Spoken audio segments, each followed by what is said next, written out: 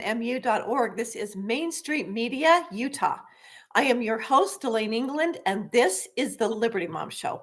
Liberty Moms are the original secretaries of defense. We are the real defenders of the home front.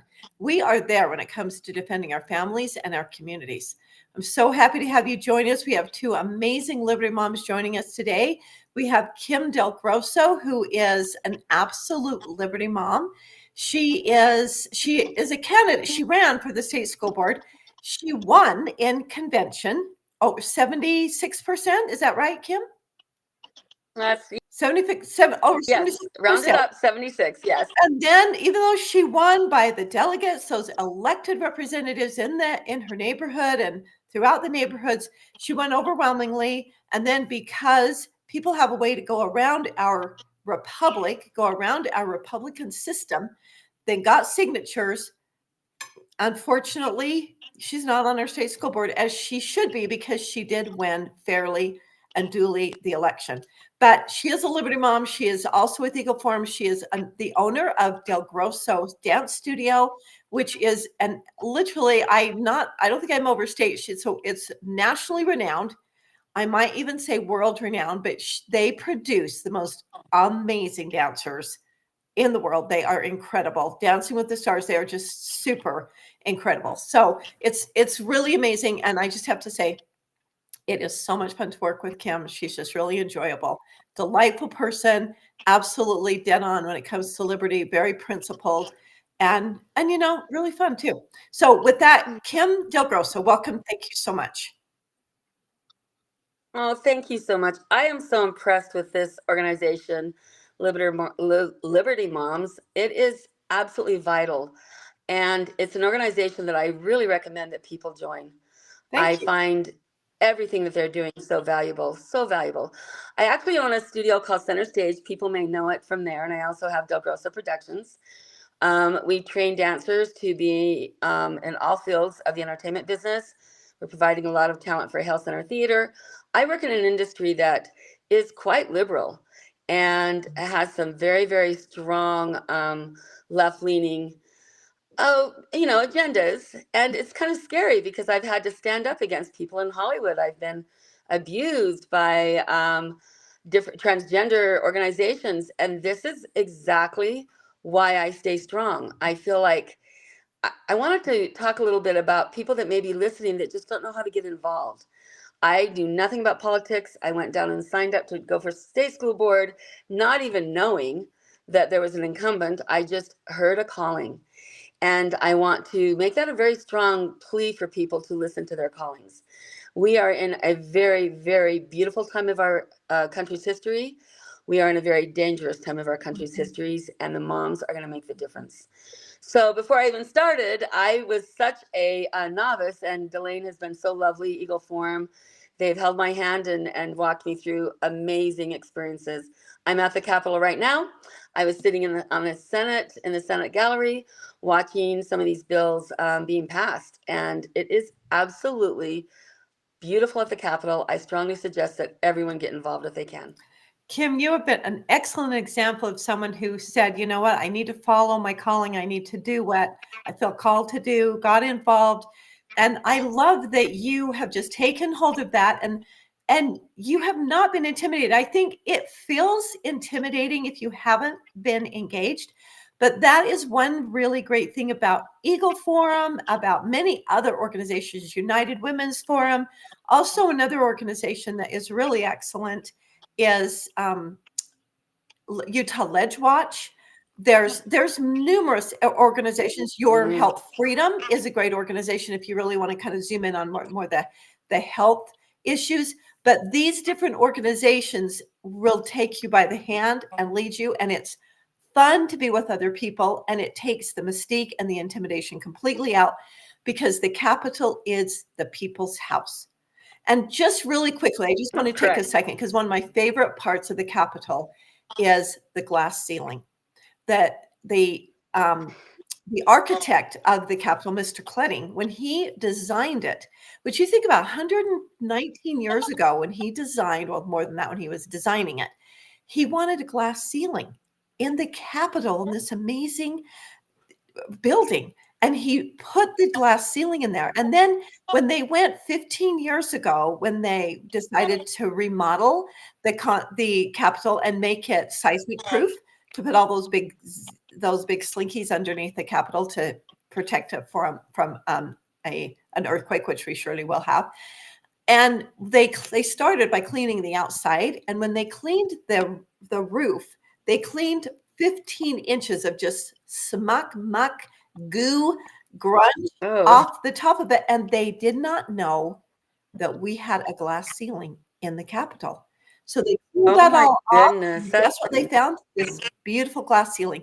And when they were going through the papers of Mr. Kledding, he said, I put in a glass ceiling in that Capitol because I want this to be a house of enlightenment. I want the revelation and inspiration of the Almighty to pour into this building so that the leaders can receive enlightenment from above. And I just think that's so beautiful. And it is an amazingly beautiful Capitol. It's one of the most beautiful in our nation. And I do love that aspect of it so much. And it is a powerful lesson. Like, we have to keep cleaning things out. We need to make things transparent. Right. We need to, clean. We need to clean house on a regular basis, or we will lose the light. We will get darkness. And so I wish I would have thought about sharing that story when I was testifying on transparency and education on the school board, but we will. Oh, that's a beautiful story. So isn't that just lovely? And I think it's such a great lesson for all of us to learn. You got to clear the cobwebs. You got to keep things clean. So Kim, you've got to, in the Capitol is wonderful. It is wonderful. And there's a lot of corruption that happens there. And that is why we as citizens need to be there. We need to show up. We need to shine light on the darkness, shine light on the corruption, and hold them accountable, and at least make sure they know we know. We want them to know we know what is going on. So yes, with that, so we invite everyone to attend anytime through our very short legislative session. It is tomorrow. And interim. They could come to interim. That was something that was interesting to me. And we need to go to interim. So, that's where a lot of sneaky things happen. So the third Wednesday of most months, not April. They're taking that off every year. They take April off because they need a break. But May, June, July, usually they take August, and September, October, November, they always take December off to get ready for the session and to celebrate the holy days. And so, plan on coming up the third Wednesday all day, 9 to 5 or 6. And you can come up for any part of the day. And it's all the rest of the day today till late tonight, and tomorrow all day until from 10 in the morning till usually midnight. So you're all invited to come. It's the people's house. You're welcome to come up, and we would love to connect with you and show you around. Okay, so we have lots of bills. This is a very exciting session. Like we just said, it's about to end. There's a lot of bills that I want to talk about. I know you have your own list, so bring up one of the bills that you would like to talk about, Kim. Well, I think I want you to start with the flag bill. I mean, I think that we're an hour into that bill and we're celebrating, and I feel like both of us know quite a bit about it. Didn't you testify for the flag bill? Yes, I did. Yes, both and times. I feel like it's an important just the whole process. Tell them a little bit about that bill. I just love that bill. It is a very important bill. It is extremely important because it basically says we can't, and our Utah law already forbids political leanings. You can't have political signs in the schools. You can't have anything that just is one party. It can't be partisan. It can't be, of course you can teach civics and you can teach politics, but you aren't to be political or to be leaning one side or the other. It needs to be constitutional. It needs to be about the principles. And what we've allowed in the last year, so right in the FERPA law of Utah says you can't have that, plus other places in the Constitution. But what we've allowed in the last several years, we've allowed a lot of politics. We've allowed the DEI. We've allowed this social emotional learning. So the DEI, which sounds lovely, diversity, equality, inclusiveness, those sound really wonderful, but they are exactly opposite of what they are. Diversity is not diverse unless they decide. If you're white, then you are not allowed. You're not part of the solution. You're part of the problem.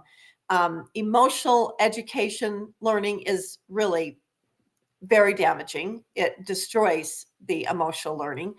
And then you have a lot of ideology. You've got the gay pride flag and other transgendered flag in the schools. Those are very much ideology, very much political statements. If you don't know that, just show up at the Capitol on really virtually practically any day.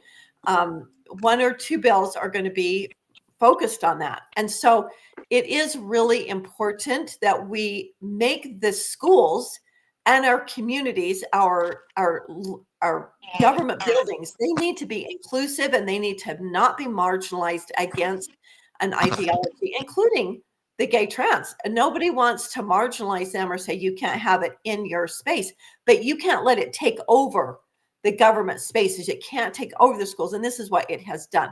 So this bill it's HB 77, simply says the only flags that can be flown in the schools need to be unifying. They need to be the American flag. They can be flags that represent America. It can be the military flag. So, and of course, as a history teacher, I don't really fly or hang flags from other countries, but I do like to bring them in and show them, which is not prohibited. It is not a problem. So we can show flags from other countries, but we wouldn't fly them. And it has been amended several times to try to kind of find that middle ground that makes it kind of work for everybody. It doesn't stop a teacher from wearing a gay pride flag. So therefore, it wouldn't stop a teacher from wearing a pro-family flag or a Christian flag. We do wear, a lot of teachers wear crosses or Christian symbols, which is fine. And so nobody wants to stomp on anybody's freedom of speech. But when you're in the classroom, you need to be focused on the foundations of America. And we need to, as teachers, never come between our students and their parents. We're there to support the parents with their own children. So this is a super important bill. It just passed the Senate floor, which means it has passed it passed the House committee, House floor, Senate committee, now the Senate floor just a few minutes ago. So it will be showing up on the governor's desk soon. And we'll see what happens there. We'll see if he signs it or what happens. But this is a really important bill. And because what people don't all understand is when you have a moral foundation and you believe in Christianity and you believe that you were born in the right body, that God didn't screw up, you were born that others, you believe that you love them and care about them, but you also do not want to support them being used by a new industry that is seeking to really destroy youth. You don't want to have that ideology in the classroom. It's not inclusive at all because only, less than 1% are trans and gay, maybe more than 1% trans and gay, but less than 1% are trans. You don't want that ideology in your classroom with all the other kids because they are literally proselyting to our children. They're changing their ideology and their belief system, and it's working. And it's predatory. And so we want to remove that from the classroom so that kids can go to school and really have the American flag that symbolizes freedom for every single person. That's a really important part of education because our education system in our entire country and our freedom was premised on a moral foundation. It's all premised on Christian Judeo principles. The Constitution, the biggest part of it was taken straight out of the Bible.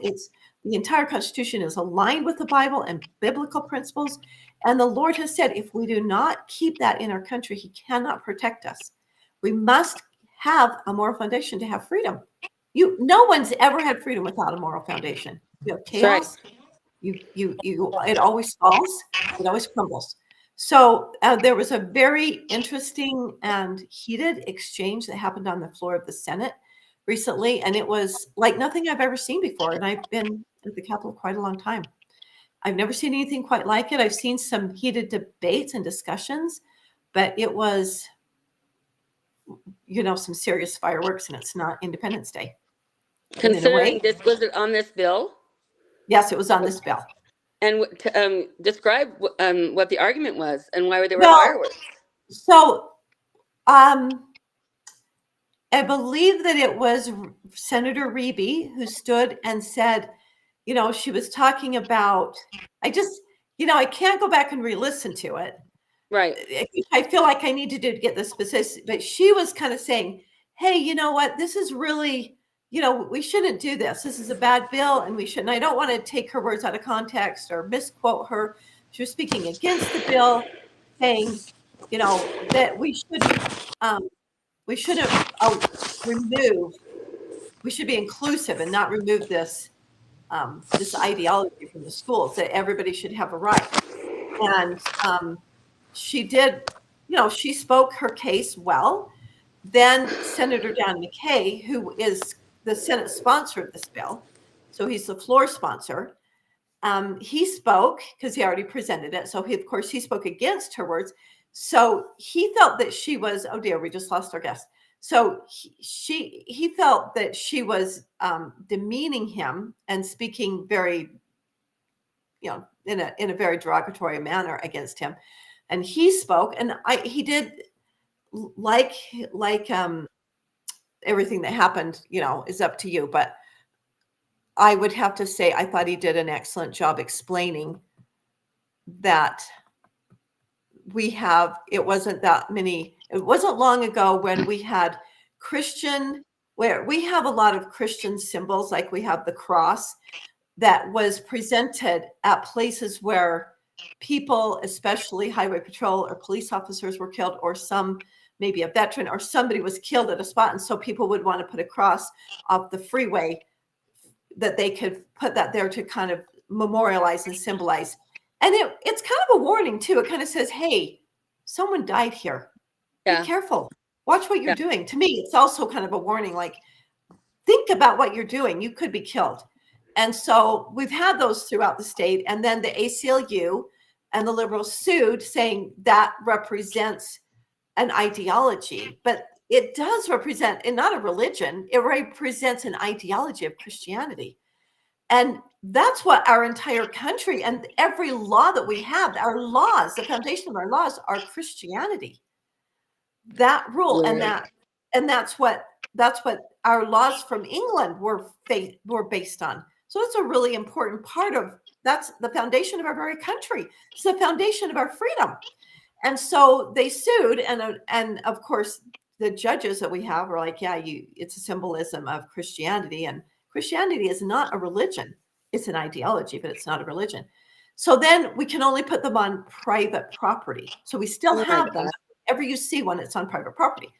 So he said, it's interesting, the same people, and he maybe got a little too personal because he did use the word leftist, and I can't remember what else, but he kind of called out that the people that are opposed to this bill were speaking like we shouldn't have this ideology, and yet here they are saying now they want their ideology in state buildings, in schools, which are state buildings, and cities and counties. So this bill basically just says, you know, you can't have it if the government is sponsoring it. You can't have what we already have in law. You can't make it partisan. It can't be political. And so there were some fireworks, and they kind of called each other out and said that each other was inappropriate and, you know, not following the rules of decorum. It was quite a heated exchange. So it's nothing I can really explain. It's something you kind of have to experience. Interesting. Yeah, it was very heated. I have a really quick story. It's just a funny story. I've owned this studio for a long time. I had to go to Florida a lot. I have 6 daughters that are all dancers, the Delgrosso sisters. They sound like a circus act, but they've been on different shows and Cirque du Soleil and different things, and they were very young. And I went to Florida. You think I'd know this. And I took them to the beach on the south end of Florida, not knowing this. I don't know how I didn't, but I saw a particular beach with rainbow flags everywhere. So I gathered up my little 6 daughters and thought, what a beautiful beach is covered in rainbow flags. And that's how naive I was decades ago. And I take these little girls and we sit on a blanket, and then I look up, and what was going on that beach, I about fell over. And and that was when I realized that these symbols matter. These flags Symbols matter. matter. And what you it's also so realize hard. is that you also realize that there were those who don't align with the values and co-opted, literally Right. co-opted God's sign of Mhm. saving his people. They co-opted that to mean something completely different. And it does speak to whenever there is good, Satan always has a counterfeit version of everything good.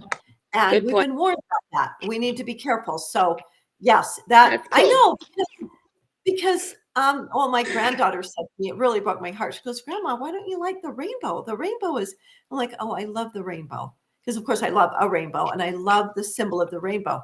I just said the rainbow needs to be in context of what it really means. It's been hijacked. And that's Right. very sad and very disappointing. And we need to all be aware. So that is a hilarious story, Kim. That's hilarious. And what's interesting, I heard yesterday that children trying to identify as a different gender, the statistics have gone up so high. They're like 4 times higher than they were. Yeah. And those children walk in there and see that flag, and then they start getting the grooming, or even in their little, they're so visual. Children are so visual, and even more than auditory, and they make a decision. So I'm really, really, really happy about this bill. Everyone's celebrating. Hallelujah. If we have eyes, we're visual. No matter how else we learn, That's right. if you can see, you might have eyes, but you might not be able to see. So if you can see, you're a visual learner to some degree. And it's grooming, and it's like exposing, and it's normalizing it. And I don't know one child who hasn't questioned, when we grow up, we go through all these hormonal changes and we question who we are. We're trying to figure it out. I did not like my body. I actually thought I was fat. I look back on my pictures. What in the world was I thinking? My hip bones really stuck out, but I felt not fat, but I felt pudgy. I felt really, really overweight. And I've learned from dealing with I've been a youth leader for many, many years. The cutest, perfect girls that are just adorable, gorgeous, cute personalities and beautiful bodies, they struggle with their liking themselves. Anorexia, bulimia, and I think gender dysphoria are very similar diseases. I was very anorexic as a dancer. They're extremely and they're very similar. And and I can even testify there is a mental illness, and a lot of times it's almost a suicidal, not even knowing it, attempt as a child. So I'm really happy that we're going to, these are baby steps. These are baby steps, but they are steps forward. And it says that we're willing to stand up and take a step. So I'm proud of our legislature for taking this on. Okay. Do you have a bill that you would like to, another one? We have a lot. So I really like the SB 186, the electronic cigarette amendments. I think that's a very important bill. That is a very important bill. Yes.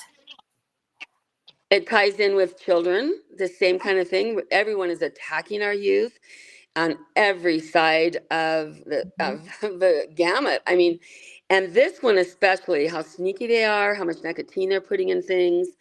It is absolutely evil. And vaping is something that is just so strange. And I have, a nephew that vapes, and all his money goes towards it. And I absolutely think this is an important bill. What are your thoughts on that bill? I think it's extremely essential because, again, what you said, it's a predatory industry. I just want to say, when you think, well, you don't want the government to infringe on and impose on business. Not that they don't do it, because I have 2 businesses and they do it plenty. They're regulating our businesses like unbelievably. And I agree. But what makes a business a business? A business, by definition of a business, creates value. And then what we do is we exchange with the business that creates value that we have, which is money or exchange of goods or services. We trade what money just symbolizes: our time, our efforts, our labors, our resources. We exchange. So a business, by definition, creates a good or service of value, and we exchange it. And I would argue vaping industry is not a business at all. It's a predatory. I mean, you can call it an entity. You can even I'll call it an organization. but I would call it a crony, very much a crony entity. It is, they do not, vaping does not create any value for children or adults. The very industry itself seeks to addict its own customers. It seeks to put its own customers into bondage for life. And that is why they are seeking to get our children addicted, because adults, they start to understand, they start to think, well, I don't really want to be addicted for the rest of my life to something. But when kids start, when they're young, their brains are developed around the addiction. And so then they grow up, and that is who they are. And so it's very hard to overcome that addiction, any addiction, whatever it is, when you start an addiction when you're young. But vaping is twofold, because one, it's the addiction to, maybe threefold. It's an addiction to the tobacco, nicotine, and then, as Gail said, there's an addiction to the movement. They get addicted to that movement, which is it's called an oral fixation. So if you've ever been someone who bites your nails, or if you were a thumb sucker, I'm one of those people that like think I have things like it might be a pen. I have a very oral, it's just a strange, but it's an oral fixation as part of the problem, and then the addiction to the nicotine, which can be more than even 2 packs of cigarettes. I mean, many will do more than 2.5 packs a day, because they're doing it all through the day. Because which brings me to my third problem with it, is that it also creates an addiction to being sneaky and clandestine, to hiding this addiction, because smoking is a lot harder to hide. Kids have a harder time doing it because they can't do it all day long, because they have to, get it out of their hair, the stench out of their hair and off their body. They wash up. They have to, so they can't do it all day long. Where the vaping, it's especially with the flavors, because then you end up smelling like bubblegum or candy. You don't smell like or perfume, or lavender, like different kinds of perfume. Exactly. And it creates this, again, a mentality of sneaking something. And then again, they grow up used to just being in a sneaky mode. And we know with criminals, that is part of what makes up a criminal mind, is this natural sneaking, hiding things, getting away with it. It actually creates its own high or its own fix, is the sneaky part. And vaping does, designed by Satan himself, absolutely designed to attack and target our children and get them addicted to all three of those things. So it's very hard to overcome. So I'm very anti-vaping, and I don't care if adults don't get to enjoy it. All the better for adults. I love to see that. I think more adults will get off of it if it's less enjoyable. And so I'm fine about regulating, saying flavors create no value for an industry that creates no value. And it does, because it targets our children, and because it does make it harder for even adults to get off. I'm fine about them, because again, it's not a business. It's a legal dealer. They're legal drug dealers. That's true, and the children end up stealing money. It crosses over. If they're addicted, they will do whatever they can. They'll get in their parents' purses. They'll take credit cards, and then you've got that whole conflict going on. So there's nothing but contention in the home, because it's happening nonstop. It's a very dangerous thing to have in our state. I'm just like appalled that they keep trying to pull, more nicotine levels. And I just literally want to just go up there and just scream, but we have to be like, let's go through the legislator. But honestly, I think that I kind of wish there was a lot more protesting. I would actually protest against a vaping shop. You know what? I so agree, because as I've said, it's predatory. It creates no value. And it's just another addiction like pornography.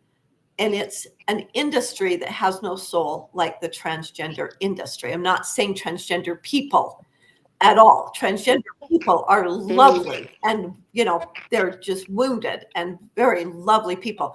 But the industry that seeks to do that to children, they are a soulless industry. So I was very thrilled. I was very thrilled to see the Democrats vote in favor of at the Senate bill and against the House bill that seeks to remove the restriction on flavors, I was so thrilled because they don't seem to care if the kids get addicted to pornography. They don't seem to care if kids get addicted to, or led down the garden path to the transgender. But I was thrilled to see the grooming. They did not. They stood up, and I was very pleased. And it just shows, it's just how interesting we all see things from our own angle, and it's right. And because we're such a health industry, I mean, the reason about adults, you don't see a lot of adults vaping. I mean, the whole trend now is healthy lungs. It's just fascinating. And so I do feel like the adults may wake up over it. They're making all their money off the kids. I swear. So that was a great victory. I love that. Such a huge victory. So Kim, do you have one more? Because yes, our next guest, Kristin, Richie, is ready. Kristin, isn't Kristin on there? Yeah. The only other there's a couple I really loved. House Bill 521, the medical procedures. That's Representative Nick. Is it House Bill 5? Is it 521 that's about the medical procedures and parental? Tell me on the wrong number? There's so many bills, Kim. I'm not surprised. I don't know. Well, it's the one where they cannot do medical procedures on. It's stopping the medical procedures on underage children for gender surgery, and it's an excellent bill. And I think a lot of it. Yes, I think that's what it is. I've written down all these notes, and I may be like, oh. And do you know who the sponsor is? Okay. Nicolene. Representative. Okay, we're going to have to. I'm going to have to look that up because that sounds like I don't even know about that bill, and I've talked to Nicolene lots.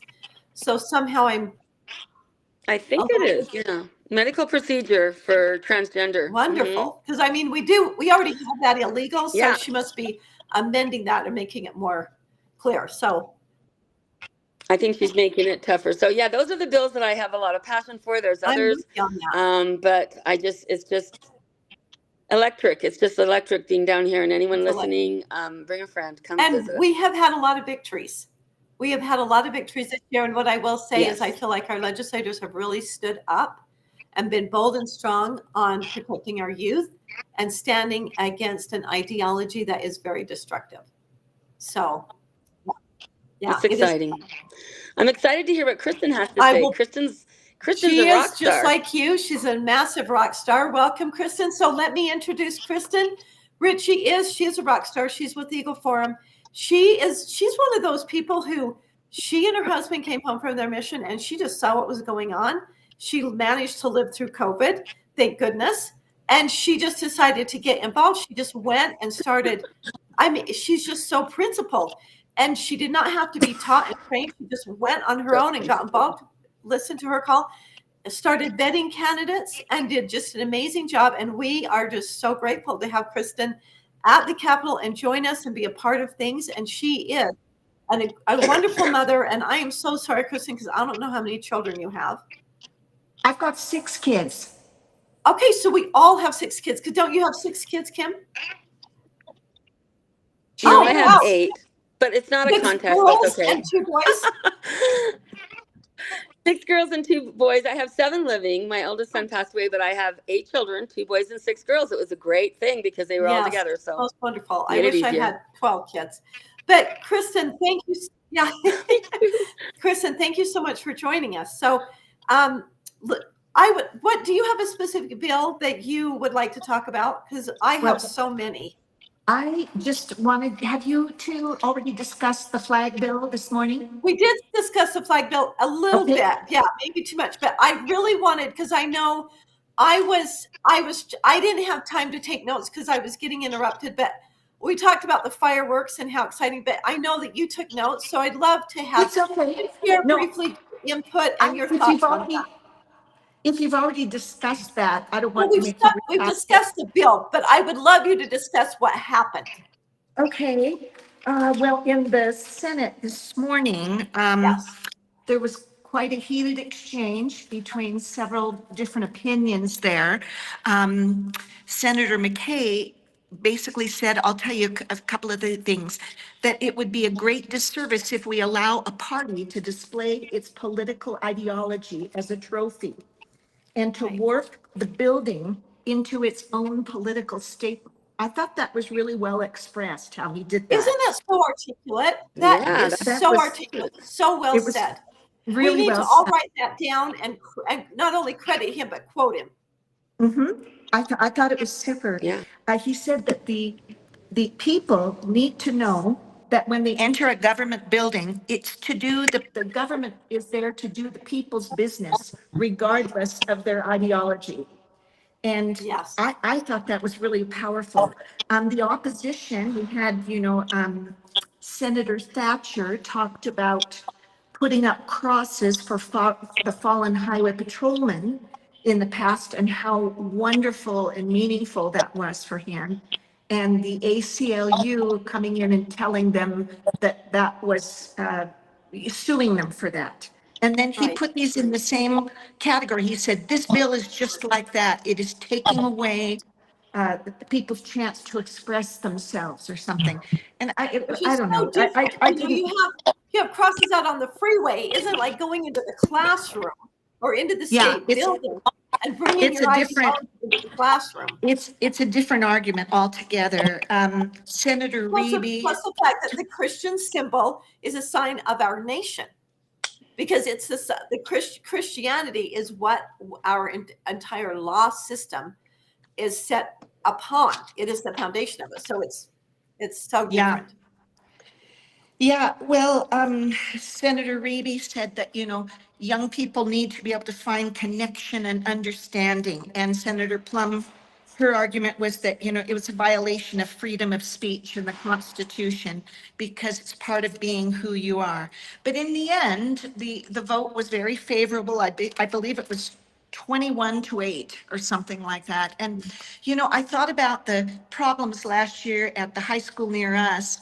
It was getting down to where at lunchtime there were protests. There were students wandering around with pride flags, and others felt the need to come with American flags and at lunchtime be doing this giant, protest proclamation type thing. When we really, I think people with common sense realize that our schools need to be neutral places where people can come and learn what it is that they're there to learn from the professor or from their teacher without being indoctrinated into some sort of ideology on either side, quite honestly. And I Well thought said. another great statement by Senator McKay was that when educators are hired to teach, they should not be they're in our classrooms by invitation, not to express their own ideologies to our children, but to teach a particular of the curriculum. And anyway, I think people agreed with that. We had a lot of people messaging senators, trying to, make a difference in this. And I think in the end, we had some success. They listen to the people. Thank you so much for sharing those details, Kristin. That's very helpful and very well said by Senator McKay. I thought he did an excellent job presenting the bill and staying on it. And I know that it got very heated and there was a really heated exchange. And it really makes you see why we have procedural rules. And I'm so grateful for the procedural rules. And they kind of called each other out on it, but see, that's what's so great. Nothing got really out of hand. If you've ever watched the British, they have like hello, Mr. Walt Plum. So great to see you. He worked very hard on the vaping bill and the two vaping bills, really, and the nicotine bills. He's been a rock star, absolutely amazing. So we're so grateful to him. One of the reasons we have such a great victory. So I feel that it's just so great to have these rules that help us with our passions stay in check and kind of check each other and keep each other from having a physical brawl. Because in England, they literally get on the floor and brawl. And that's why we have these, because we got our system from England, but we need to put some guardrails on so we don't get out of control. Okay, thank you for that excellent report on HB 77, the flag bill. Kristin, do you have another bill that you want to talk about? Well, I have several that I loved. I don't know what you ladies already talked about, but what about Senator Johnson's bill introducing into Utah State that wonderful program of civics and the classics? I Do you love know that the bill one? so much. I can't even tell you how excited I am about that bill. That bill is SB 334, Civics and Okay. Education, and it Yes. applies to higher ed. It only applies to Utah State University because it's a pilot program. Utah State's going to write the curriculum. And yeah, what do you want to say about that bill? I don't want to take over. I want to give you a Well, chance to speak. it was wonderful. It was just listening to him talk about being able to form a curriculum there that basically features some of the Western civilization greats, how it was that we came to have a constitution, how it was that we have the Bill of Rights and the philosophers that have contributed to that, and the books, the writings that have contributed to that, and making that an actual program, an actual course of study. And it made me want to go back to school, quite honestly. That I sounded know, it's great. exciting, isn't it? Yes. Because really, people talk about you don't know who you are unless you know where you've been.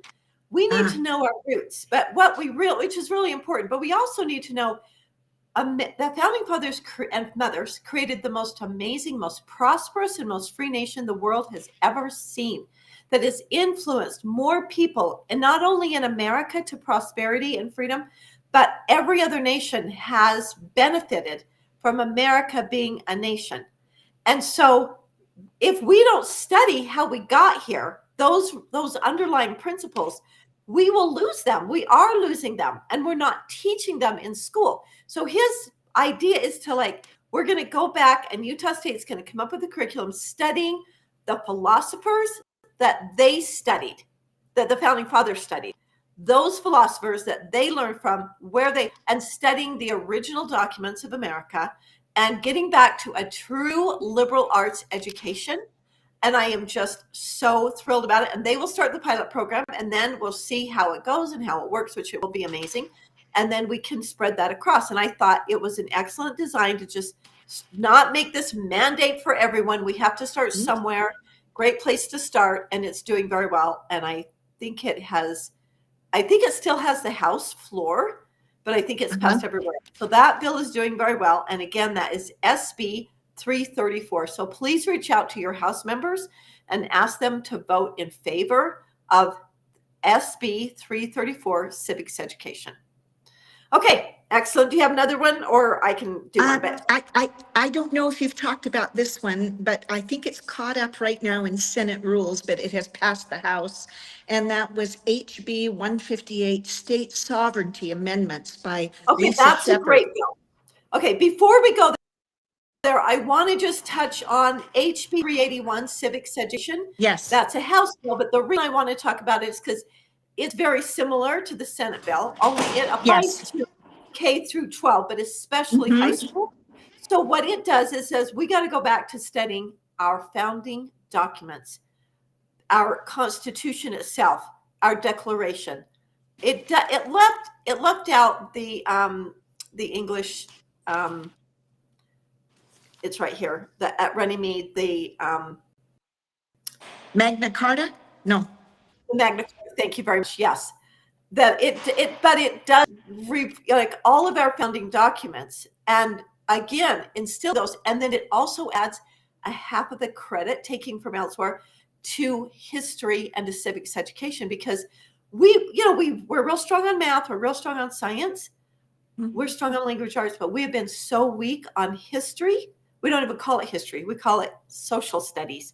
So we've really lost that part of, and it is what our founding fathers, they said, everyone needs to be educated, not so they can get a job, but everyone needs to be educated so that they can be good citizens, be self-sufficient, and know how to govern themselves in a manner that we are truly take care of each other and respectful of each other, and we govern ourselves well, that's all part of the general ed, and that needs to happen in our K through 12 at least.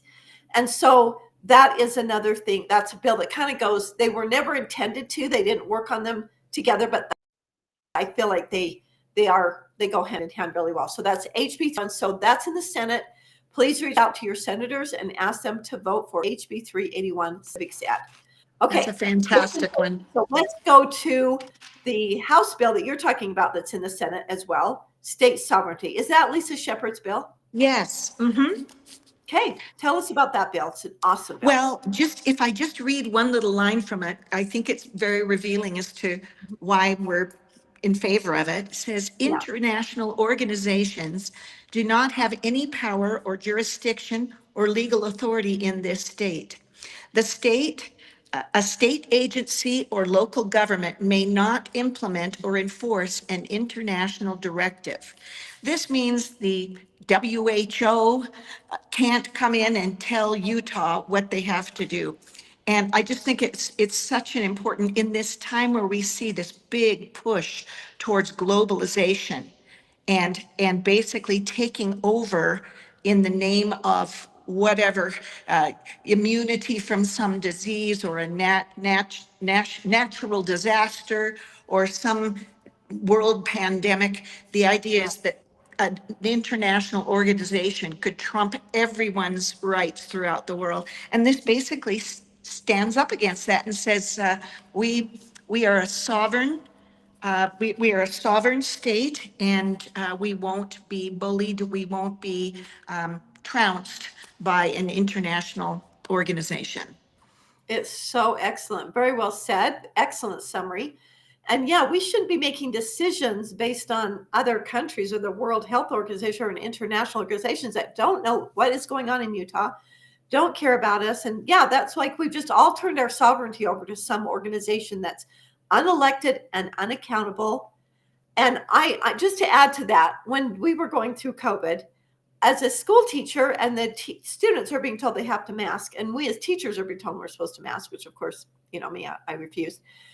Which was not a problem at my school, but it was a big problem at most schools, and definitely a problem for children with absolutely no reason for them to. And so I called the health department. I called the local health department, and I said, Davis County, I said, I would just like to know, like, what research, what studies are you using to make this decision? Because the school districts just said, well, we're going to follow the health directive. And so I said, well, what's your research? What's your, where's the studies? And they said, oh, we don't have any studies on it at all. We just do what the WHO tells us to do. And I'm like, well, what do we need? And I said, I don't mean this in a snarky manner. I'm like, in all due respect, what do we need a local health department for if you just rubber stamp what they say? Why do we need a local? And of course, they didn't really have they didn't really know what to say to that. I think it caught them totally off guard. I really was trying not to be rude or snarky. I then called the state health department, got virtually the same answer. We're just doing what we're told. We're just doing what the WHO told us to, and the CDC. So this bill just says, hey, we are under no obligation to do what other countries or an international organization. We're a sovereign state. We will make those decisions ourselves based on our own leaders and our own research. So it's a great bill, and that is being sponsored by Representative Lisa Shepherd, who this is her very first year. That is a great bill and a great undertaking. So that is in the Senate. Every senator is going to vote on that. So I ask you to please contact your senators in support of that bill. Would you please remind me that number, HB 158.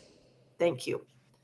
HB 158. So definitely contact your senators. We've got to get that bill passed this year. We have the rest of today. We have tomorrow. There are a lot of bills they need to discuss. That bill needs to pass. Okay, excellent. Kristin, do you have another one that you wanted to talk about? No, what is one of the ones that you'd like to talk about? I'd love to hear your perspective. Well, okay, elections is a really big deal for me. So I want to talk about HB 300. Interesting, we have SB 300 and HB 300 that are both election bills. So HB, a House Bill 300, sponsored by Jefferson Burton. What it does, it says, you guys want to get your ballots mailed to you. I'm against that, 100% against it, because we're sending ballots out without knowing who we're sending it to, without ID. And we're sending it to a lot of dead people, a lot of people that don't live here, a lot of people who aren't here or shouldn't be getting a ballot anymore. We're just sending it out to them. But what I love about his bill is like you can still get your ballot by mail because a lot of people want the convenience of getting their ballot by mail. What it does allow is when you require is when you go to post your ballot, you have to show your ID. So you get your ballot in advance. You have all the time to fill it out. You don't have to go and fill it out.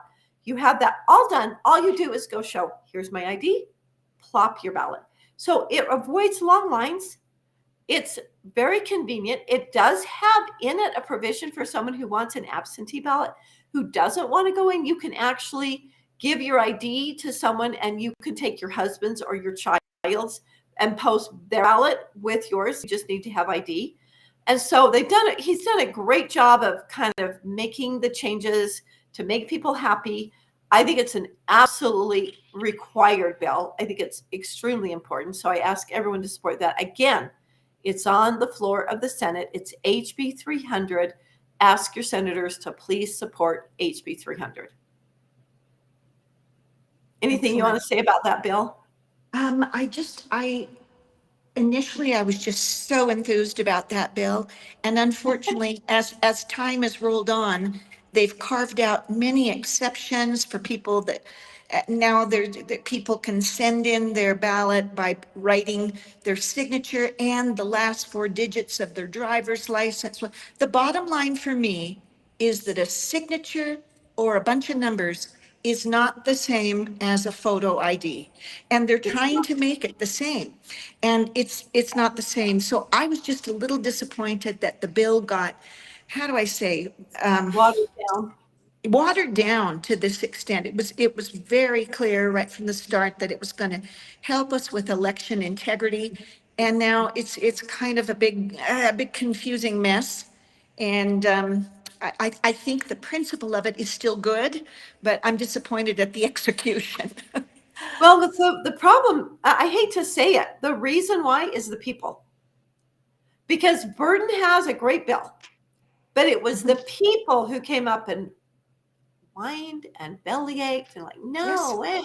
And, so he did to try to, and what we know is we have to do this line upon line, precept on precept. So this bill brings us closer to the ability to have more integrity. Because what we really need to get rid of is the signature verification. We have to stop the signature curing. It's expensive and it's so arbitrary, very inaccurate. They get it wrong all the time, not every time, but often. And it's extremely expensive and it's very cumbersome. And, voting isn't just a right, it's a responsibility. And I understand if you're in a wheelchair or you're homebound, we have always had, we've always had a way for that. You get a copy of your driver's license, you send in a letter and I request my ballot, you send it to the county, then they have ID. So you don't there's always that option. And that's not that inconvenient. It takes a tiny bit of effort, but you can request it and get your ballot that way and then not have to produce your signature or your proof of ID to post your ballot. But it's the thing is that we watered it down a lot, but I still like it. I still want it to pass because I think it does make a statement. And we can work our way into, in a couple of years, people can see, we really need to stop the signature curing. I would agree. It's on us to educate each other and to stand up and help people see and to see the fraud that is happening in our elections. So, okay. Then we have SB 300. That is a bill I'm 100% against. Do you know anything about that bill? I'm less informed on that one, but I believe it has to do with election information as well. It's an election bill. And basically, it's a horrible bill. It's absolutely horrible. I'm really kind of surprised that people are even, that it's going anywhere. But first of all, the government is telling the parties what they have Oh, to do yes. when they're elected. Yes. So first of all, that Mhm. principle is violated. So on that principle alone, even if I love the bill, I would be against it for that reason, because the government shouldn't keep telling private entities and private parties how they have to elect and choose their candidates. And so I don't like it for that reason. Mhm. That what it does is it has the governor appointing people in positions of power. Like a special election, the delegates would elect, they'd have to do it to 2 or 3, and then the governor chooses between those. Like we do a treasurer, if they leave in the middle, then the state central committee chooses 3, and then the governor gets to pick one of those 3. I don't even like that, but that's only like an intro. But this, yeah, I don't like that you have the people don't really get to choose. They narrow it down, and then they have 2, which means, like, let's take the governor's race. The 2 top is the governor and Phil Lyman. Well, that's not really that the people spoke loudly and clearly at convention. So if you have the top 2, then you have the winner and the loser.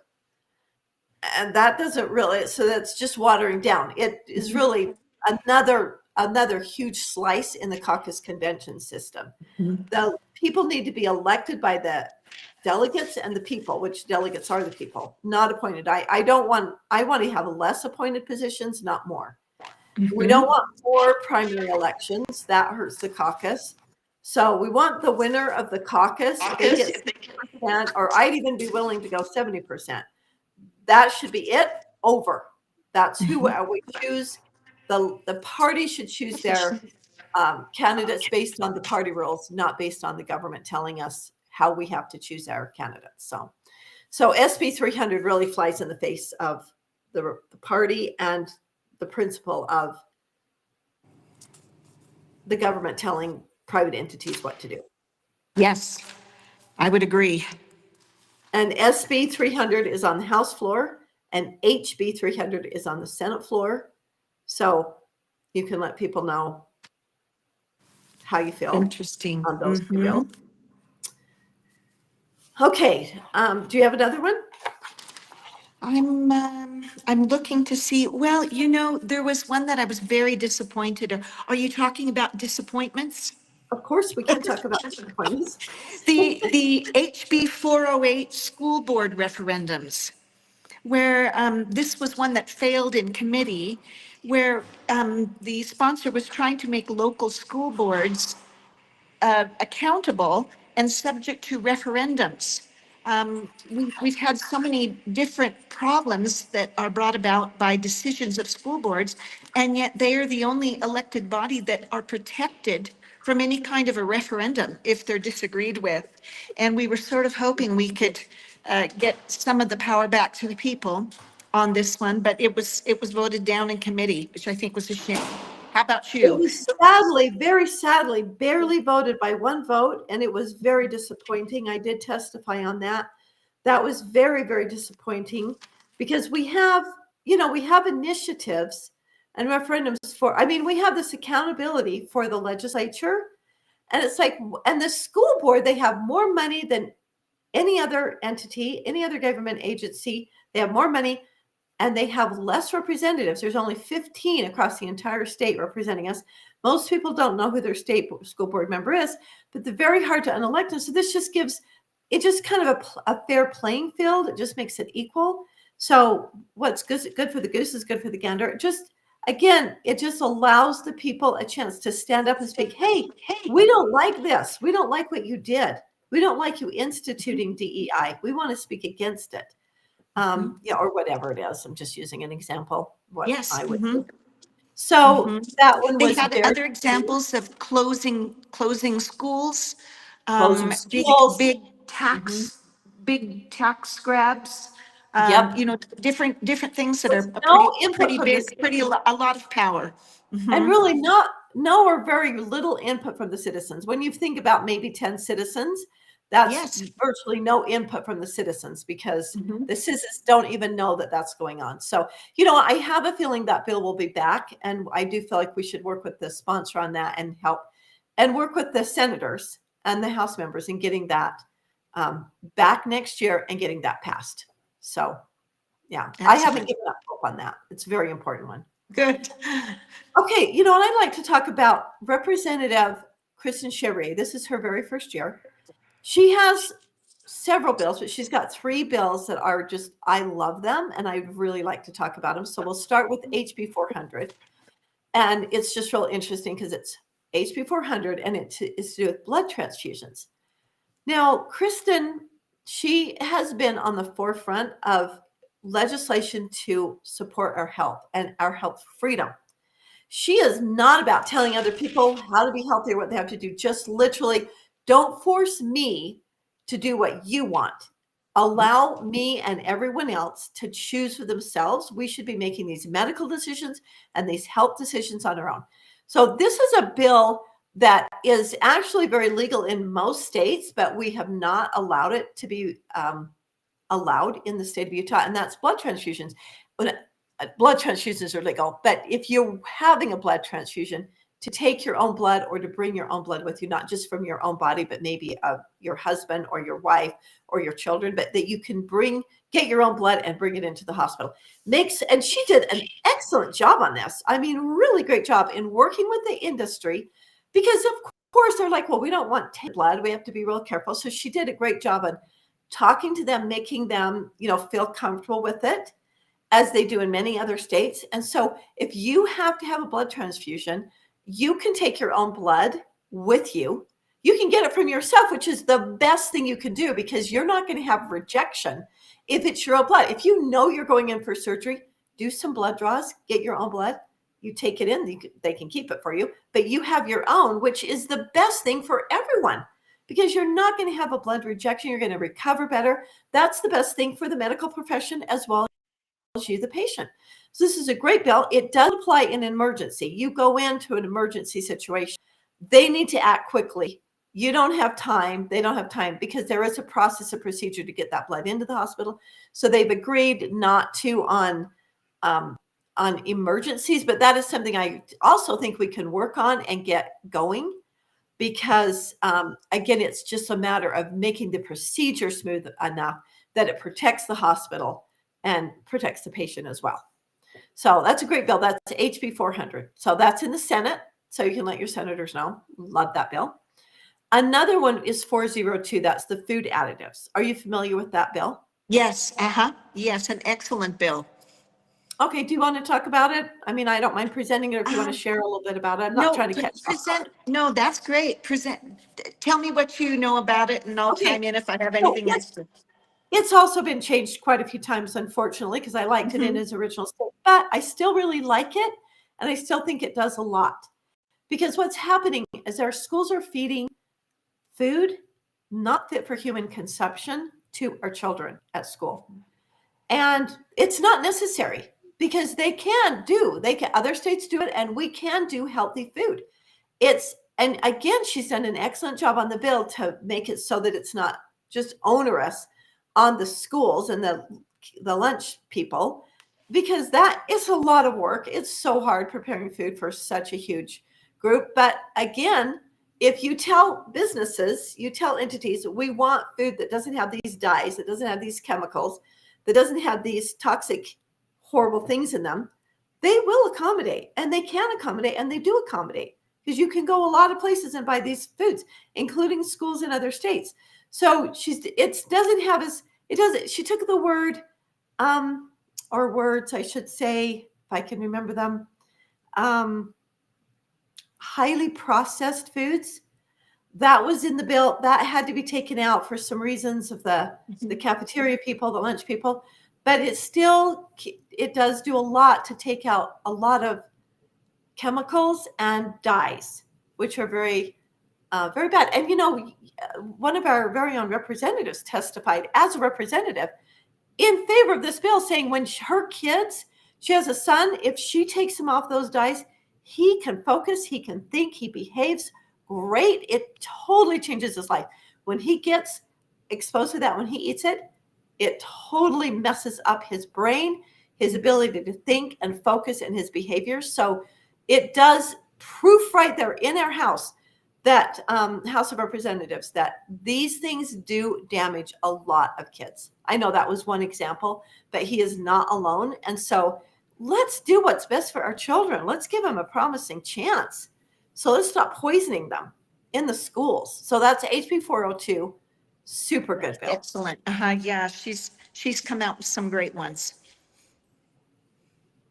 She has one more. It's HB 403, the SNAP bill. Do you know about that one? I don't know about that one. What do you know about that one? That's a really great bill because it basically says, and I'm sorry because I can't read, but it's over 90% of the food purchased on SNAP is junk food. It's a lot of pop, like a super high percentage of soda. And so this just says, no, it's very prescriptive, no soda at all. You cannot buy soda with your SNAP card. And it does like try to carve out total complete junk food. Not even convenience food, but junk food that has no nutritional value. Soda has no nutritional value to ever. It's empty calories, which again is damaging the people who consume it.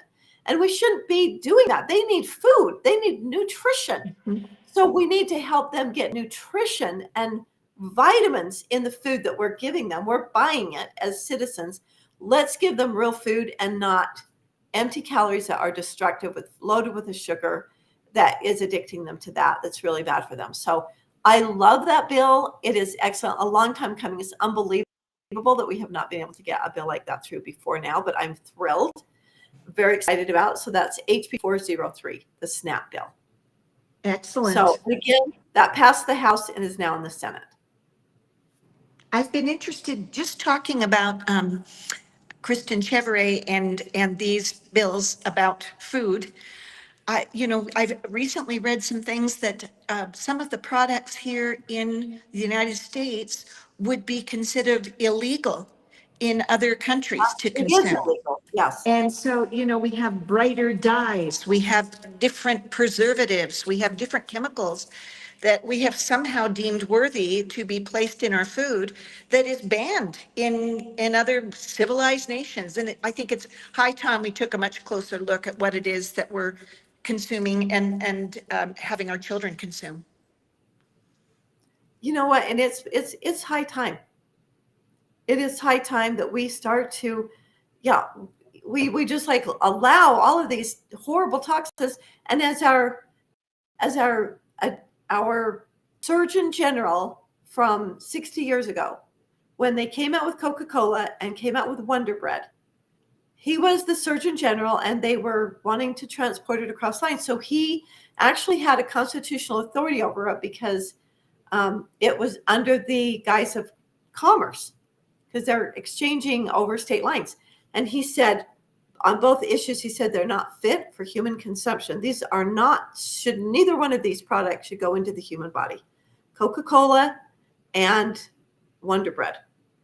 So that is why you will find a Coca-Cola bottling plant in every single state and a Wonder Bread factory in every state, because if it's made and sold within the state, it does not come under the Department of, or the Commerce Clause under the federal government. So the feds can't have any say over what is manufactured, bought, and sold. And again, these are not real businesses. They don't create value. They're full of deadly killer.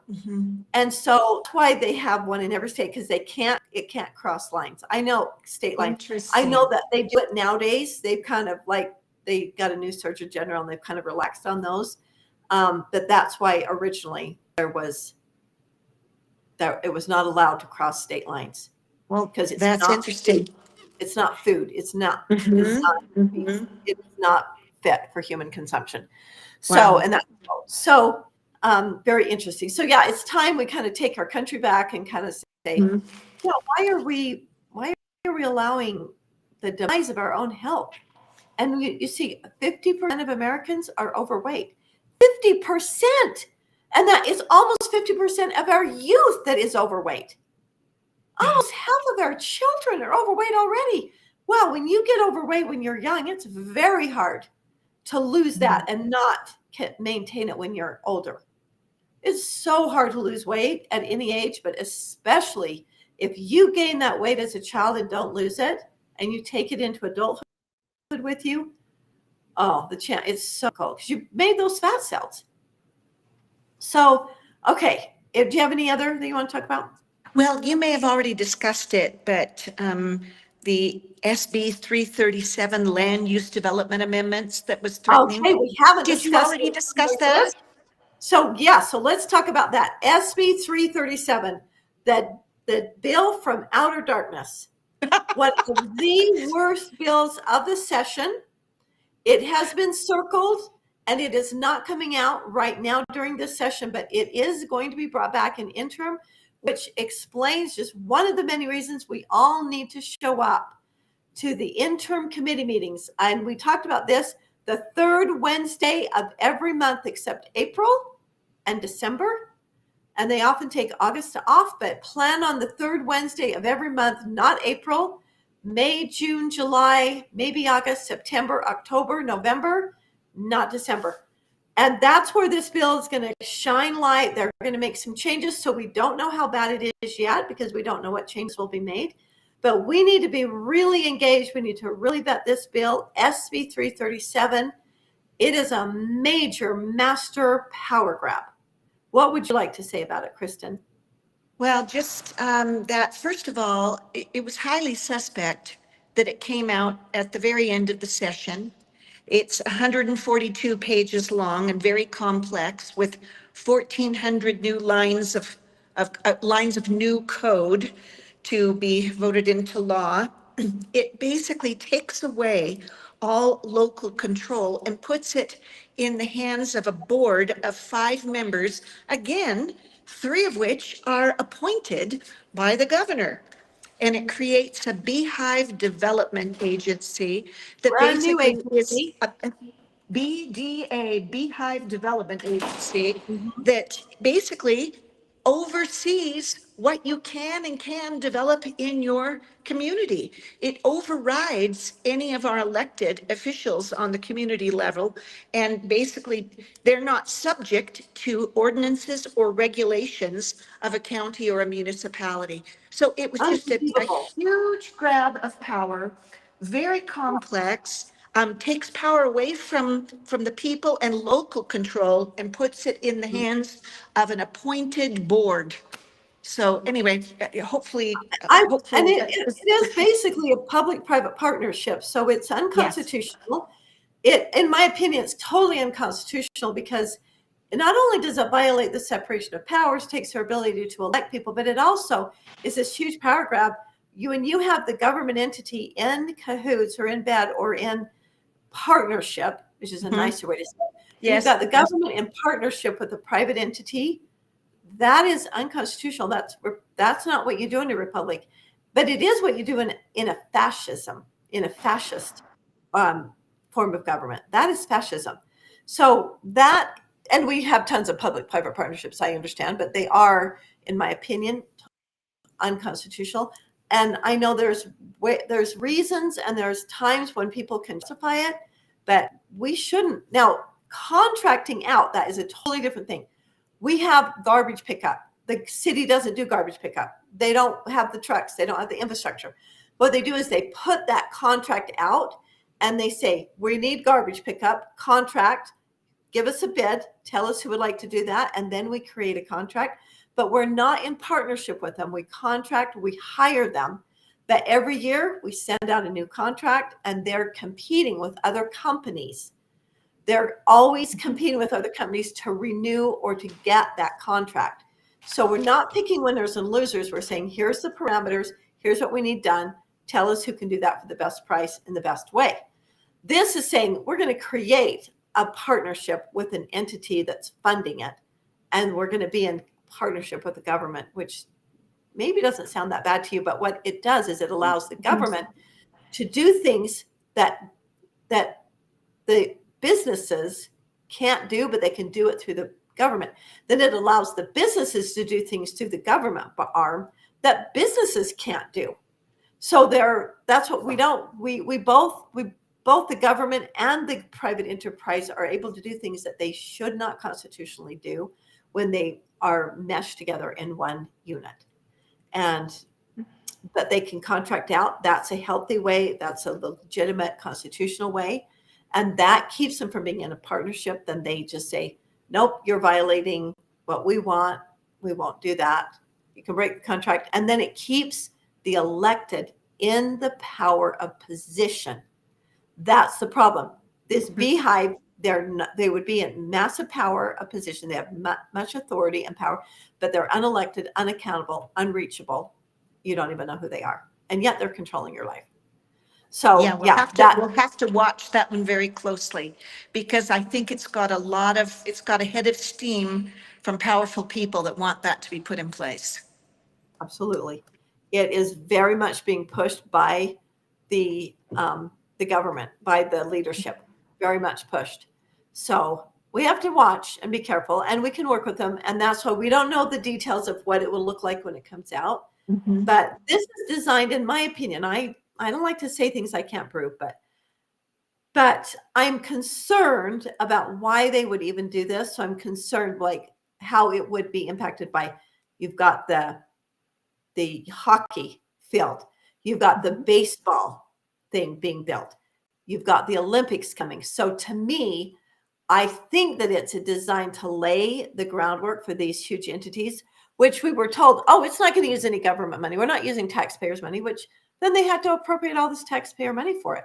And we don't want to have that public-private partnership, because that will put these people in a position to rule and govern over not only the cities and towns and the counties, but over us as individuals at the expense of our freedoms. And yeah, gives the government way too much control. So Yeah. yes, thank you for bringing that up. Can I tell you a win? Do you have time for Yes, what I let's thought was do. a Oh, wonderful yes, win? love it. We spoke about it. We spoke about it a couple of weeks ago, and that was SB 155. That was Todd Weiler's bill to reduce the time that a sex offender had to spend on the registry for raping a child.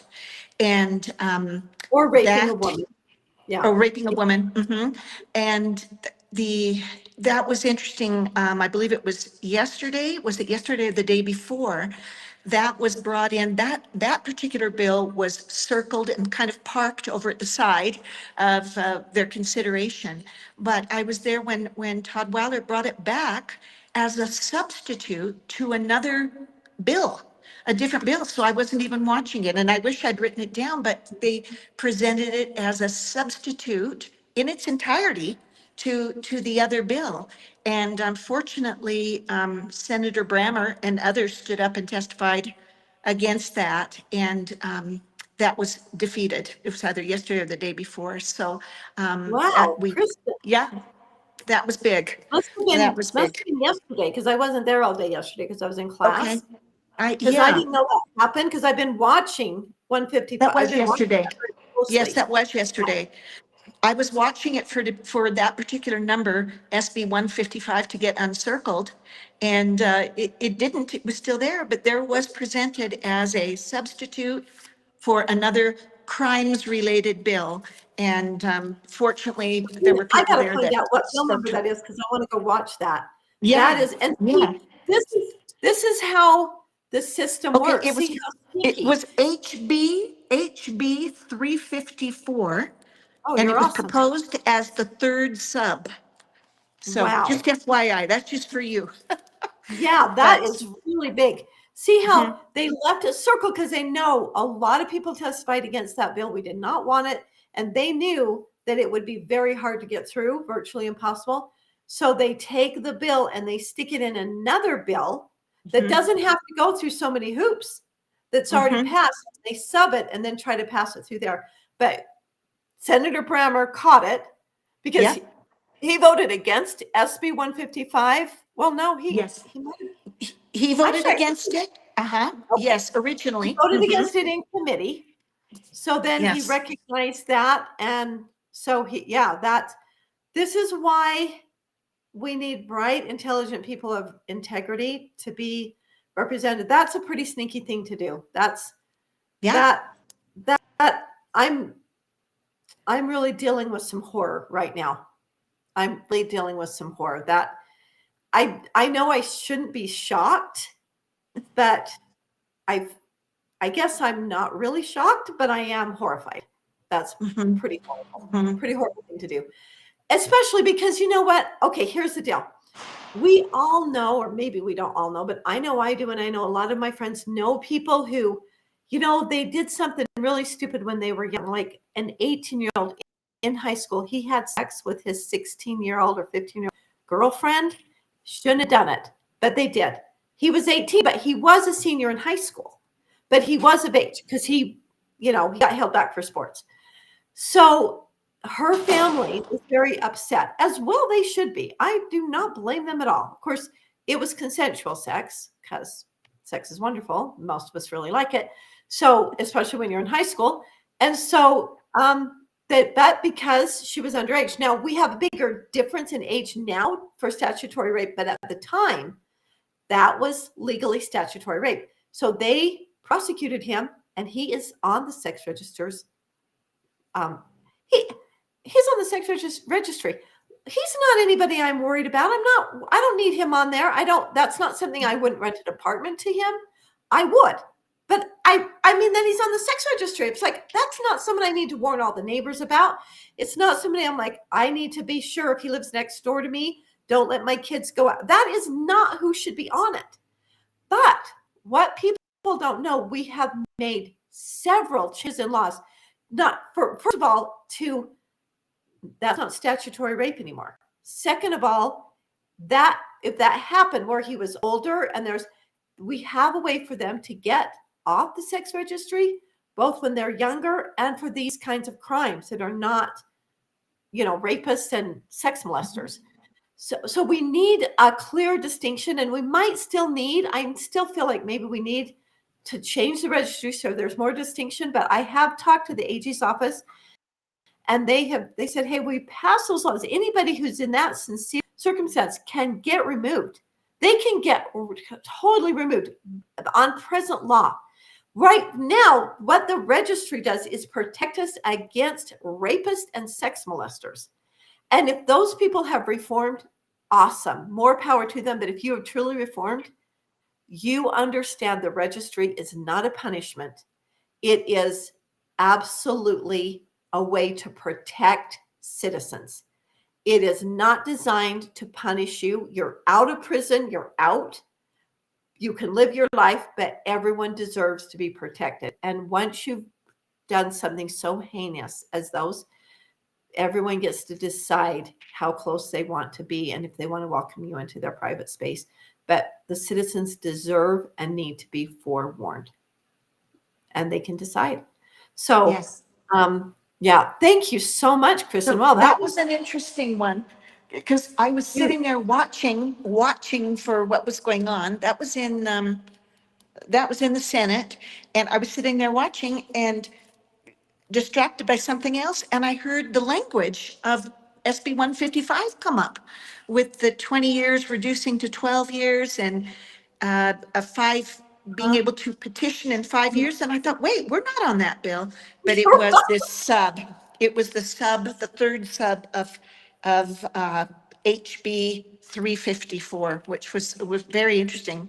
That was a surprise to me, but I have since come to know that often happens in the last week. Okay, Kristin, this brings us to a completely different topic, but it's very related. Sometimes we go up to the Capitol and we watch bills, and sometimes we feel very frustrated. Oh, we feel like it's just taking so much time, and it does, and it's really frustrating. And we go and we listen to the Senate, and we're like, oh, none of our bills are really up. But what you've done is demonstrate why duty is mine, results are God's. This is why it's so important for people to be engaged. We need to be engaged. Now, if you had not heard the language of SB 155, if you were not totally on board and already paying attention, you would not have read and not really have thought twice about that language. And you would not have recognized that. And also because Senator Brammer was in the committee, only because he was in the committee and because he was paying attention, because he's smart and he understands this, he could do something about it. Because I think about what many senators could have just like, oh, it's just part of this. And it could have been passed because from the senators who didn't realize, which was Senator Weiler's, that is what his desire was. And his design was to sneak it through. And Hopenbrammer was maybe off the floor or wouldn't pay attention or working on his own bill or not notice or still get enough other people. All he needs is 15 people to vote for it. Even if 14 against it, 15 is all he needed to support it in the Senate and take it over to the House. And it could be law right now. So what you did was demonstrate why it is so important that we are paying attention, we are engaged. And how because of the engagement, we were able to stop that bill from being passed. One thing I've learned, excuse me. Sorry. One thing I've learned this session is to try to send a few positive texts to various representatives, thanking them for standing up for victims' rights, for standing up for our constitutional rights. And trying to, instead of just beg and plead and pressure people into voting the way we want, to actually thank them for, taking a tough position and standing up for things. And I'm trying to do that a little bit more this year. And it sure works in life, so I would imagine it works in politics as well. 100%. Think about it. It is hard being a legislator. Even the ones who I don't agree with, I'm like, wow, it's hard. They've got to do what they think. It's very tiring. There's so much to do at once. They're trying to do what they think is right, even if I disagree, and they're hearing from all these different people. I think it is really hard. They're under a lot of pressure. They're getting lobbyists. They're getting leadership. They're getting their constituents, other people. They're going into these committees and testifying. They're trying to figure like, gosh, I see what both sides are saying. I'm trying to think like, what is the highest good? What is the best thing? Because I can really understand where both sides are coming from. So if they're not grounded in the principles of the Constitution, well, they can be easily swayed by the emotion of it all. Easily. And people are. And most of our legislators are not grounded in the Constitution. They never really read it. So they're not familiar with it. They're like, I just am supposed to do what my constituents want, or I will follow my own conscience, which is not what they took an oath to do. They took an oath, a sacred oath to God, to uphold the Constitution, both of the United States of America and to our state. Everyone who holds any position of power has to take both of those oaths, take an oath to both of those. And so they need to be familiar with it. And it's not really their fault that they're not, because we have been teaching it in school and they haven't really been exposed to it. So yes, it is very difficult. And getting a thank you when you do the right thing. I've had many legislators say, you know what, you made my day. I felt like I just was feeling so discouraged, and just your thank you. It does mean a lot. So thanks for bringing that up. Let's encourage everyone. When your senator or representative or someone that you've been in contact with has voted correctly, please send them thank you, thank you, thank you. Please thank them, because it means a lot. We all appreciate being thanked. It does buoy you up, and it does help stay doing the right thing. So thank you so much for bringing that up, Kristin. Okay, we just have a few minutes left. Do you have another one? I do have a couple more that I don't mind talking about. Yeah, go for it. I'm not going to spend very much time on this one, but I just want to make people aware. HB 249 is a public-private partnership bill. It's got some issues, and we need to watch very carefully about that. So that's HB 249. So we shouldn't be supporting anything that's a public-private partnership. But I do want to talk about, this is a really important one because it's being sponsored by a Democrat, Senator Plum. It's SB 105, student privacy. I love this bill so much. Having been through junior high school in my day, I don't know what it was like 10 years later in your day, but in my day, we had to go in after gym. We had to take gym, and we were told we had to shower. So we all had to undress at naked and shower in front of our teacher, in front of each other, and shower and then get dressed. Well, I wasn't even a really terribly modest girl, to be perfectly honest. I I guess That was always super uncomfortable, just but that was really so weird. horrible to me. And I loved it when I got gym 7th period because they didn't make us do it because we're going home. So they were just glad, get dressed and get out of here, you know? And I just hated that so much. And this bill is wonderful. And they don't make them do that anymore. They have learned. But this bill, SB 105 by Senator Plum, Democrat, student privacy, says you do not have to get undressed ever in front. You don't ever have to do, do anything that's like be immodest at school in front of anybody else. You have a right to modesty. No one can make you shower. Nobody can make you say, I have to have this guy in my dressing room, or I have to get like with a thespian when you're in a play. They tend to all get undressed all the way in front of each other. You do not have to do that. You say, no, I'm going to take my clothes. I'm going to the bathroom. I'm going to get dressed in privacy. And I love this because to me, this is restoring our culture. It's bigger than this bill. It's bigger than making the kids feel comfortable. It's restoring this culture of modesty and respect and dignity and privacy. I have a right to privacy. You do not have a right to take it away from me, even if I'm in a play or even if I'm in sports. And so I love this. And so again, let's send a thank you to Senator Plum. She's been delightful on this. And I just like, whenever I can testify or support a Democrat's bill, I love that. And, because we have a lot in common. And so, yeah, let's support them. It's got to be hard to be a Democrat in Utah. Most of them tend to the dishonest ones just run as Republicans and run on the Republican ticket. So I love a Democrat who will be honest and stay true to who they are and run as a Democrat. Because you're going in there, you're definitely in the minority. It's hard to get something through. So let's support her. Okay. Another one that I just want to say thank you. There's two more. One is HB 264. It's the girls' dorm and boys' dorm bill. Yes. Huge bill. So I have several shout outs. So this bill says it's already passed. It's on the governor's desk. This bill says that every university in the state of Utah has to provide girls' dormitories that only allow girls. No boys in the girls' dorm.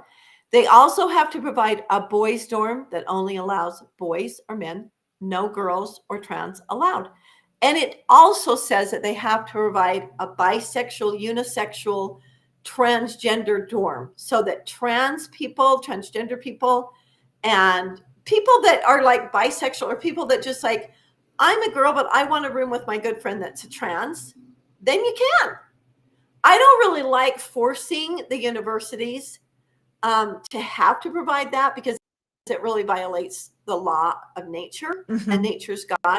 But it is the world we live in. And if that's what we need to do in order to protect girls and in order to protect boys, and I guess the reason I'm okay is because they're already doing it. They all have bisexual dorms or what they call unisex or, co-ed dorms. So it isn't egregious. It isn't really something like now they have to go out and build new housing. It's not true. They just need to provide that in that separate space, which they already have. So it's just making sure girls' dorms happen and boys' dorms happen, which is not happening. So that's a great bill. I want to give shout out to, first of all, Avery. What a rock star. She recognized the problem. She called her mom. She stayed true. She's like, this is way uncomfortable. I don't want to dorm with a boy. I don't have anything against him. I don't know him, but I don't want a boy. I don't want a room with him. I don't want him in my dormitory. I don't want him in my room. Yep. So kudos to Avery for standing up. Kudos to Avery's parents for standing with her, helping to. Unfortunately, the university, I am very disappointed in the university. I condemn the university. And I went to school at Utah State. I love Utah State, but I condemn the president who has since is about to move on. Thank goodness, because what they did, the way they handled this is a disgrace. And a woman, university president, saying, you may move out, girl. We're going to leave the boy in there, but we will let you move out. That is disgusting, disgraceful. No man or woman should ever do that to a girl. I'm outraged by it. But Avery handled it well. Her parents handled it well. And then I want to give a shout out to Eric Mutzos, because the reason we have the bill is because of a citizen who stood up, who had a platform, who has a huge audience, and let everyone know what in the outer darkness was going on here. And the word got out, and not only did people speak out, but this Representative Gracia said, I will handle this. She sponsored a bill. She took this on really at the last minute, and yet it's 264. But this wasn't like she had this plan, but she came out. We got this through at the very beginning of the session, even though it wasn't like already done. And I have to say kudos to our legislators for voting for this and getting this through and not holding it anywhere, standing up, standing strong amidst massive amounts of controversy, massive amounts of pressure. Unbelievable, because this is not a hard issue. This is not a matter of opinion or perspective. Common sense. Girls' privacy. No girl should be forced to room with a man, or should have some man show up in her room as her authority, as her resident assistant. It's just outrageous. So I give kudos to all of those and say thank you, thank you, thank you. I'm so proud. I'm just so very proud and so thrilled. So that bill's through. And Kristin, I don't know if we can hear you. It looks like your link is very iffy. Do you have anything you want to say about that bill? I just was really, can you hear me? Yes, I can hear you fine. So Okay, please great. speak. I was thrilled to see that. Initially, the bill was a little bit weaker, and I was so pleased that Representative Gracious chose to strengthen the bill, do the right thing, and we came out with a great result and support for something that is just common sense. Common And sense. basically, the feelings of one group should not trump the rights of all women throughout the state. And so we need to figure out what is right and then stand up for it. And she did. And that's another thank you that needs to go out on my part. Feelings should never trump rights. How you feel is not reality. It might be, but in this case, it's not. Your feelings should never trump someone else's reality. And it's just, it's so interesting. People say, I want to be who I am by being someone who I am absolutely not. I want to embrace my true identity by being someone I'm absolutely not, based on how I feel. It's just fascinating to me. Talk about upside down. So anyway, yes. And you know what? When do you see a bill start out weaker and become stronger? That is so rare, especially in this arena. And I'm just like way impressed with our legislators, because they took that bill, they made it better. They said, no, we have to draw the line, period. And they did. And I think this is a great bill. And I have to give kudos to Representative Gracious and also to Senator Brammer. They both stood strong and they stayed strong. And I just think they just did a great job. So I think that's a great victory that we can be very proud of, and that not only impacts those people, it impacts every single girl and boy in our state coming up that's in college and that will be going to college or elsewhere. So it was a huge win and victory for every single person in the state, even those who don't think it is. It did justice and did right by the trans community. I hope I'm not sounding disrespectful, because I certainly don't mean it. The transgender community actually benefits from this, because they will not be in a place where they are not wanted and shouldn't be. And it aligns them with truth, which is the best thing we can do for someone suffering from a mental illness and suffering from the reality of gender ideology. It gives them an alignment with truth, which is the best way to help somebody.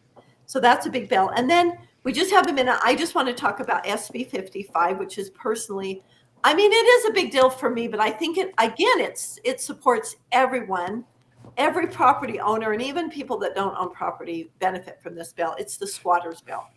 I don't know if you're familiar with that bill. It's a great bill. What it does right now is, I had a squatter. I had a tenant move out and a squatter move in. Oh, dang. I can see you, Kristin. Can you Can you talk?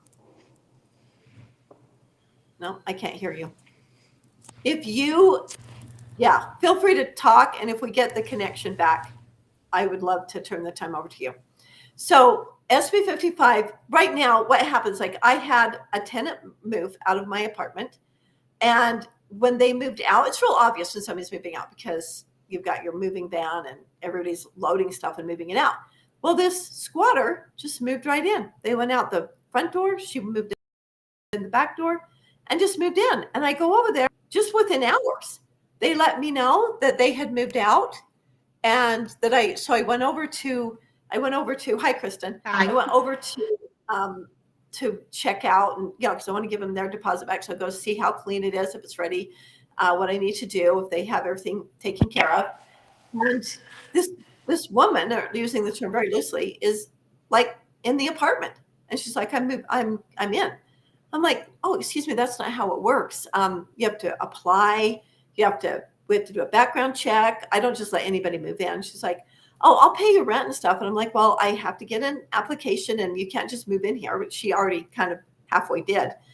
And so then I just went over. She's like, I'm not leaving. And so I went to the police. I said, hey, I've got the squatter in my apartment. They said, well, you're going to have to go through the eviction process.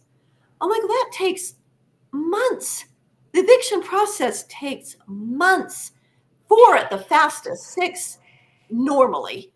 Plus, I lose all that rent. Plus, I have to thousands of dollars to go through this process in legal fees and paying the sheriff and all that. And they're just like, no, that's all we can do. So I have to go do a 3-day pay or quit notice, which of course she's not going to do.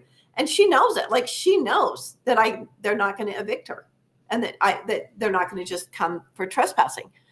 It was outer darkness. This woman ended up being a prostitute and a drug user. All my other tenants, it's in a 4-plex. They were all so upset. They're like, Dalane, get this lady out of here. She's got all these men over here every night. They're prostitutes. She's dealing drugs. She got drug dealers, drug users coming. And they're just like, I'm moving out. If you don't get her out of here, I'm moving out. And I'm like, here I am. My hands are tied. My tenants want to leave. They're so upset. They feel very threatened. They feel very endangered. One tenant has 2 little kids. She's very fearful for her and her children's lives. They don't dare even go outside. It was a horrible situation. Went on for months. And yeah, I had to go through this huge eviction process. Sadly, as it didn't go on for as long as it really would have. She got very sick. She told one of the neighbors who she was friends with, she goes, it was 2:00 in the morning. She called her and said, I'm really sick. I got to go to the hospital. Her friend took her to the hospital at ER. She got admitted to the hospital, and a few days later, she passed away. Oh my goodness. From the drug usage. It was from the drugs, but it was really horrible. And so it did save me a couple of months. But that's not how I wanted to get rid of her. That was not my ever intention for her to move out. Left me with a mess that I had to go clean out and take care of. But, this bill, just like if you have a squatter, they don't have any legal rights to your property. You don't have an oral or written agreement with them. You don't give them permission to move in. It does exclude family members or someone you let move in. If you let them move in and then you want to get rid of them, yeah, you have to go through the eviction process. This is only squatters who moved in that you're not related to, that don't have any legal rights to your property. Now you can evict that. You can just trespassing. The sheriff can remove them as trespassers. I am thrilled about this. It is about time. I see constantly our rights as property owners being dwindled, and every single year, and I'm very sick of it. So I was very thrilled to see this bill get through. So yeah, get passed. So I don't know. I need to check. I think it still has the House floor, but I do need to check. Last I checked, it had not made it through the House, but I don't see any problems with it making it through there. But I will be checking. Yeah, so that's Kristin, great. I'm so glad to have you back. Do you have anything else you want to talk about? Well, we had, there was something that happened earlier that was exciting, and that was saying no to extending ranked choice voting. That was early, that didn't pass committee, but I was kind of excited about that. That was SB 127, and it didn't pass committee. So it's allowing the Okay, ranked so now choice that one voting. was extending ranked choice voting, wasn't Yes, it? yes, And that one did not pass. correct. So that's a great victory. Yeah, Yeah. yep, Because I believe that was Todd Weiler. Was it? Am I yes, wrong? yes, it That was the was. sponsor of that. He's my Yes. senator. So I think that was another piece of garbage that he sponsored. Mhm. That, yeah, it's like we're about to get rid of ranked choice voting, which changes the outcome of the election. Which is, you know, why should you vote for people that you don't want to win? That's insanity. Mhm. It's terrible. Ranked choice voting is terrible. Like one vote, one person. You should just cast your ballot, cast your vote for who you want. And if they don't get 50% more percent, then you might have to vote again, depending on how many candidates you have. But that's the best. It's the most efficient. Gives you the best results. Gives you the accurate results, I should say. So yeah, that's a great victory. That didn't pass. I was glad to see that one go down. That was really great. Kristin, was that SB 127? Let's see. I'm Sorry. looking. Yes, that's it. SB 127. Okay. Just checking. Thank you very much. Yeah. Yeah, that was a good victory. See, we've had a lot of victories. Mhm. HB 432, the vaping bill that Yes. brought flavors. We just got through making them illegal. We've never even put it into practice because they sued the vaping industry. The legal drug dealers sued to make it legal, flavors legal. And so we've never actually even been able to enact that bill. And now they want to bring it back and reverse that and make it so we'll do all kinds. When do you have an industry that's like, fine us, you know, have all these restrictions over us, bring it on. You can do all that as long as we get flavored vapes. We don't care what you do to us. Mhm, We mhm. just want the flavors. We want the flavors and we want to have the high percentages. Because when you addict people and children, you have lifelong customers. You don't care what happens to them. You don't care about the restrictions because you can make so much money that you can pay the fines. Yeah, You can pay. yeah. Plus, This it's one, really hard. this one just, directly targets our kids. When you make a vape, bubblegum, tutti frutti, raspberry, whatever it is they choose to do, it's directly targeting our children to basically be drawn into and imprisoned in an addictive substance to come. And so I'm hopeful. It looks like we're going well right now on that one, and that's been defeated. Oh, But it's done. That bill's yes, dead. but Gail Can't be has brought assured back. me, she has told me that she has seen things where they try to take pieces of it at the last minute and Yes. attach it to other bills or try Yeah. to salvage portions of it. Just bring like it they back. did on that one you were just talking about. Yes, Just like they did with 155. So you're right. They could take and put the flavors in some other bill. So you're right. That bill is dead and can't be brought back, but they could take that piece and slip it through another bill. So you're right. But here's the beauty of it. Here's what's great. It did pass House committee, but it never passed a Senate committee. And the bill, okay, this is what I love about the bill. It died on the floor of the House. Like when they proposed the bill, Representative Kristin Chevrier, our rock star, brand new legislator, she proposed a substitute that said no on the flavors. That passed. So that was the bill. Then the sponsor of the bill said, I don't even want my bill. I don't even care if it goes anywhere. So he circled it. Then he came back with a new substitute that went back to his original bill. So it wasn't a substitute at all. I mean, I could be wrong, but everything he mentioned was in his original bill. I'm like, well, where's the substitute? Where's the change? But anyway, brought back the original bill. So when that bill failed the first time with Kristin Chevrier's substitute, then they tried. So that was overwhelmingly. I mean, it was like not overwhelmingly, but a huge. It was a good margin, not huge, yes. 40 something. But so that the first time it failed was very sweet. It was very nice. I was very excited. I was very happy. Then he brought it back again with the forced substitute, but was really the original. And then here's what was so sweet. It failed by even more, an even bigger majority the second time. it failed. Wow. Even more people voted against it. I love that. I'm like, wow, even more people are voting against that. I'm not sure why, but that was a sweet victory. And yeah, so I kind of feel like even if he tried to slip that through, the reason that they voted against his bill wasn't for any other reason, but the one reason they voted against it because it had flavors. Because the legislator liked all the restrictions. They liked the fees, the oversight. They liked that. They just said, we have to protect our children. And this is a predatory industry. And we want to protect them. So we want to make the flavors illegal. And that was the sole reason. So I don't see them getting that through. I do see them bringing it back next year. Oh, boy. But I don't see it getting through. I think we have a year to work very hard on educating people and keeping our legislators apprised. That's great. I hope that's Kristin, true. You're so awesome. Oh. I adore you. You're totally a Liberty mom. I thank you so much for all that you do. It is such a delight and a pleasure to work with you. Thank you very much for being engaged. And thank you so much for being on with us today for your time. And I remind everyone, thank you, Kristin, that you are the guardian of your liberty. Thank you. Have a beautiful day.